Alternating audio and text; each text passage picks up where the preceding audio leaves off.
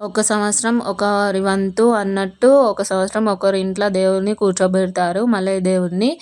నా పెళ్ళైన నుంచి అయితే ఎప్పుడు మా ఇంట్లో కూర్చోబెట్టుకోలేదు. మళ్ళీ మా హస్బెండ్ కూడా ఉండడు కదా, డ్యూటీలోనే ఉంటాడని కూర్చోబెట్టుకోలేదు. పోయినసారి మాత్రం పోయిన ఇయర్ మా హస్బెండ్ ఇంటి దగ్గరనే ఉన్నాడు, మా వంతుకైతే వచ్చిందని మేమే కూర్చోబెట్టుకున్నాము మల్లయ్య దేవుడిని. నిజంగా అది కూర్చోబెట్టుకోవడం ఏమో కానీ మల్లయ్య దేవుడు నాకైతే చాలా మంచి పనే చేశాడు.